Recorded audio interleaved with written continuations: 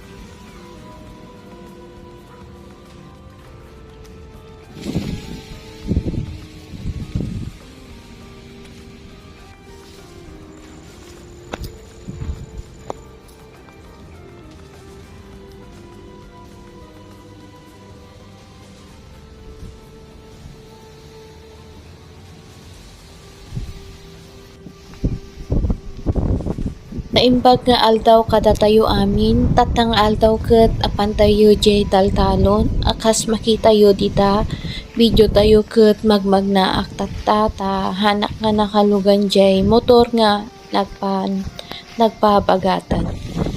So ket ti plano ko matatang aldaw ket agmula na kakot na tuloy.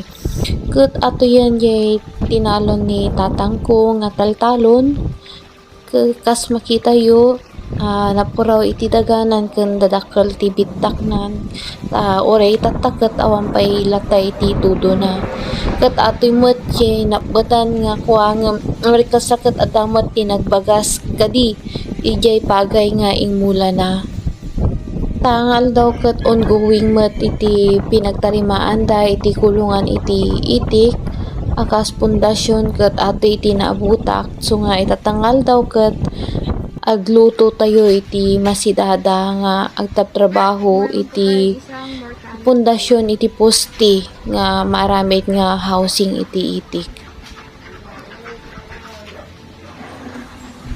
Ang pagkakaroon po ng mortality sa mga alagang itik na naka-poultry ay hindi po siya nawawala. At ito naman po yung ginagawang pundasyon ng panibagong poultry. So lamawag latan da ito nga itiken ta no kastaket nalaka nga maikat iti dot-dot na. Ket ata ti kalkalyon da nga kwa pagpostian iti kwa ta ikabil dametten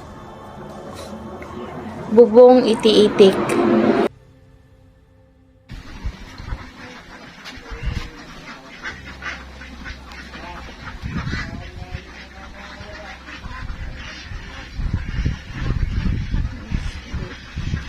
Naglalagay nga si tatay ng bakal sa ilalim para matibay yung poste na gagawin niya para sa bubong. Ayan kasi ang magiging foundation ng poste. Ito yung sa poultry. Hindi to nawawala mga kakapsa. Lagi to. Lagi. Pero kahit na mayroon naman po tayong mortality na itik ay hindi pa rin siya lugi basta tamang management. Tamang management po lagi ang inyong maririnig sa mga nag-aalaga ng poultry farming. Kasi kung maling management po yung ginagawa natin, hindi rin po tayo kikita. So lagi ko po sinasabi sa mga content ko, malaga na hindi po nawawalan ng tubig at pagkain. May! Yung chicken mo! May tarakon tayo na dito, na manok. Ayan may tarakon tayo na manok.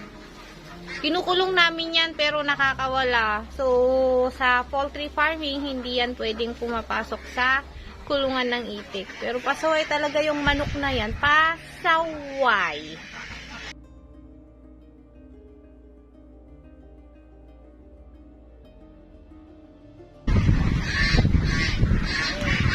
At ito pa rin ang mga itik na lagi nating ilalagay dito sa ating vlog.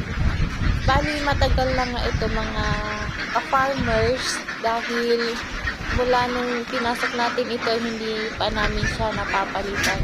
At nangolekta na si nanay ng itlog.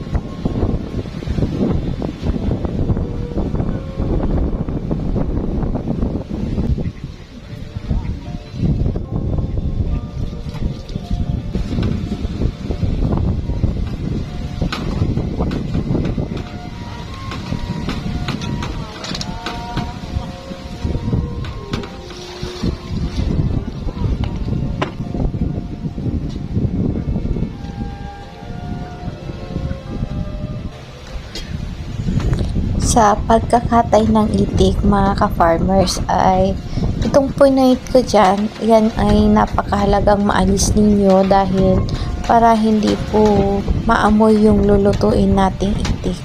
So yan po ay tinatanggal namin sa tuwing magluluto kami para malinamnam at masarap yung maluluto nating itik, dahil yan po ay maanglo na ang doti Ilocano no maluto iti karne ti itik no saan nga maikat bayta. So nga ata video tayo tatapakpakita, pinapakita ko na inaalis po natin siya para aware din po sa mga hindi po nakakaalam sa pagluto ng itik.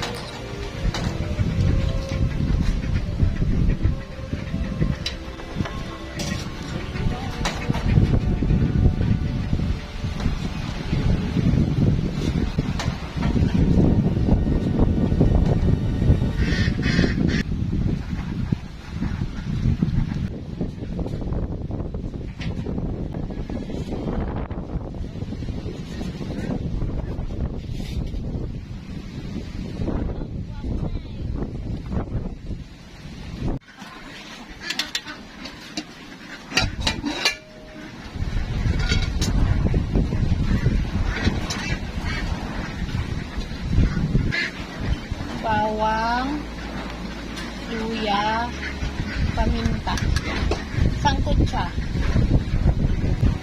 mantika, toyo, ting suka.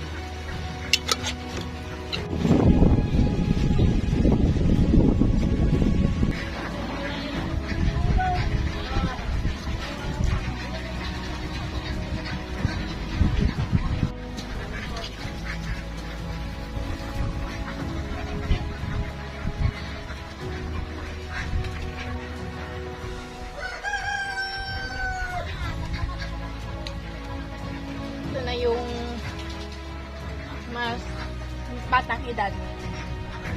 So, wala po silang liguan, pero pinasok namin yung tubigan. So, yung tubigan nila, pinanliligo nila. Kita niya? Pero yung sa kabila, yung older natin, yung older, may liguan sila doon. Ito, latang liguan plus, yan, mga sako yan. dito na sila. In-expand na yung yung tulungan nila may para kapag umulan, papasok sila dito. At walang silong yung ibang portion niya. So yan lang, pinasilip ko lang sa inyo pero magluluto tayo ngayon.